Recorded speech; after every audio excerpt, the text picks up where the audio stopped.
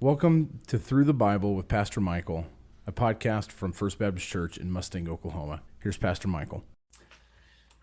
August day 22, going to a new book of the Old Testament today, to the book of Nehemiah, as we look at another very important piece of the story of the people of God in the Old Testament.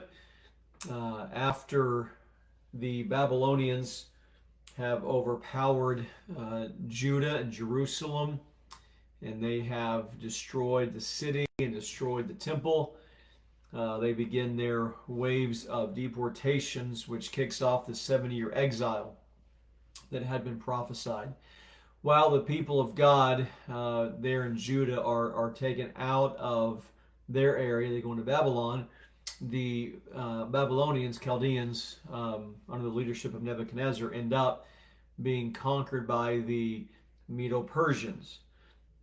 Once the Medo-Persians come into power, a decree is made allowing the people who had been in exile to go back home, and that's where we left off those events with Ezra and pick them up here with Nehemiah. So 5 observations from the beginning part of the book of Nehemiah. Number 1, Nehemiah was a cupbearer to the king and was grieved by the conditions in Jerusalem. Number 2, Nehemiah prays, confessing the sin of his people, and seeks the Lord's help. One of the things that we've seen in our reading yesterday and in the reading today is the importance of acknowledging the spiritual condition of where you are. I think it's important that God's people are able to take an honest evaluation of where things are. That in your life, in your family, in your church, wherever you are, that you can take an honest look at the situation, and where there is sin, that we acknowledge that sin, and where there has been disobedience, that we would acknowledge that disobedience and cry out to the Lord. As we confess sin and repent, we are seeking the Lord's help, seeking His forgiveness, seeking His grace, and seeking His help as we move forward. And we see that unfolding here in this book.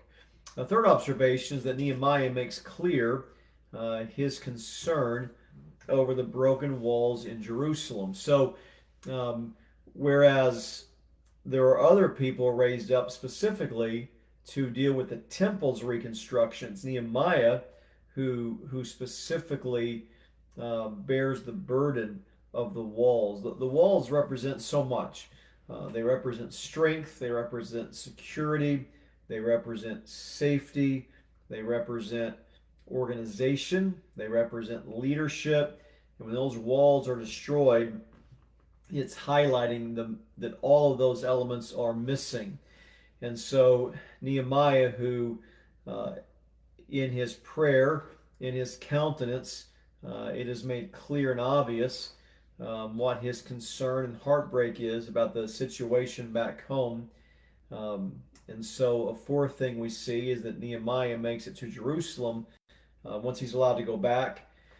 And he inspects the situation, and he begins to make plans, but those plans in his mind are met by opposition. He's made it back home.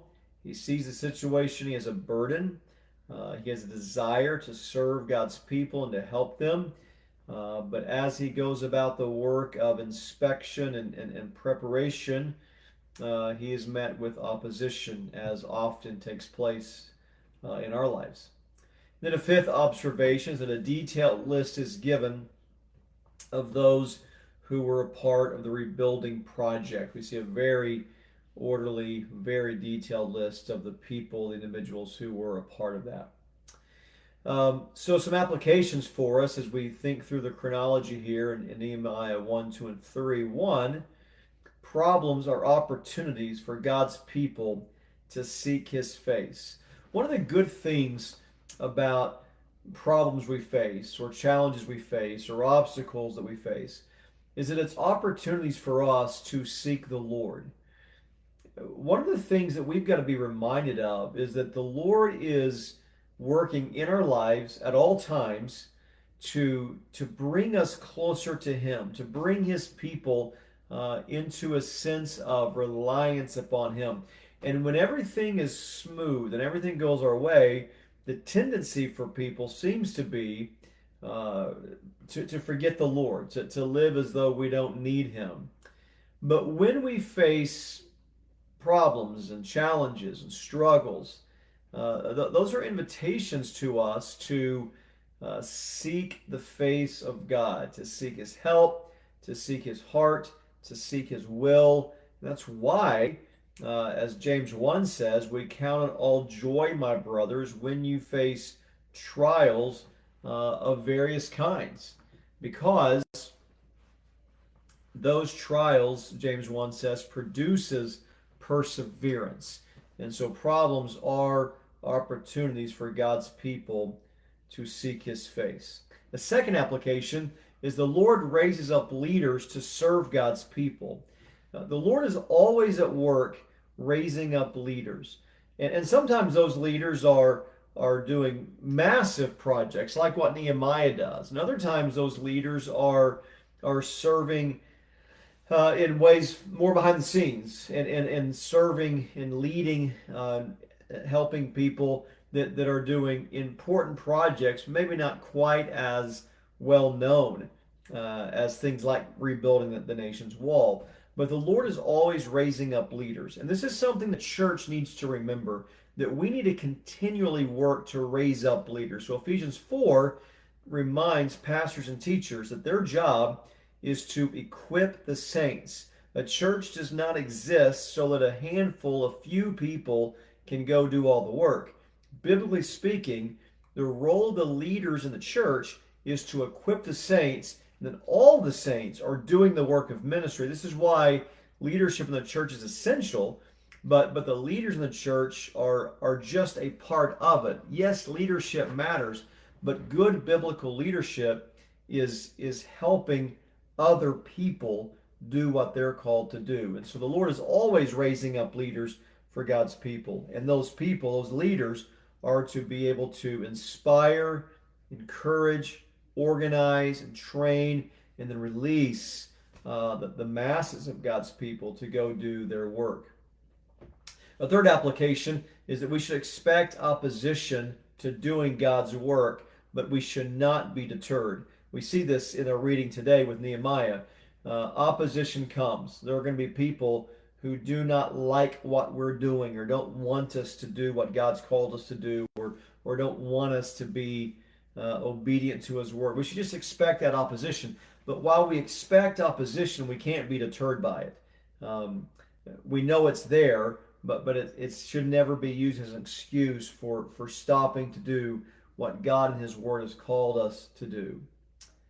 Fourth application, great works are achieved by groups of people who trust in the Lord and each do their part.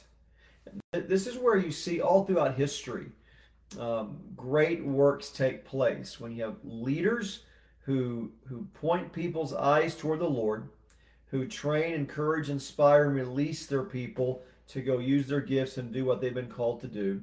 And then you have groups of people who just each say they will do their part. They will serve according to their giftedness. They will do what God has equipped and called them to do. Sometimes people make excuses and stand around when everybody else does the work. Sometimes people get consumed with what someone else is doing and they don't do their own. But the way you see great things get done in the kingdom are when you have leaders who are focused on the Lord, servant workers who join together and say that we will each do our part. And then a fifth application is that organization and delegation are integral parts of ministry and leadership. Organization and delegation. Leaders need to organize, they need to have a vision, they need to have a plan, they need to have communication, they need to have a Christ-centered vision of what the Lord has called us to do through His Word. then they've got to communicate to those they're serving, communicate to those they're leading. But delegation becomes an integral part of how that happens, because one person cannot do it all, nor are they supposed to do it all. So again, back to Ephesians 4, the leaders in the church, the pastors, shepherds, the leaders in the church, train and equip, and then all of God's people are then set free to do the work they've been called and gifted by God to do. So organization and delegation are integral parts of ministry and leadership, exactly as we see in the book of Nehemiah. And then our wisdom summary comes from Psalm 118, 15 to 29. We rejoice in the day the Lord has given to us and receive it as a gift.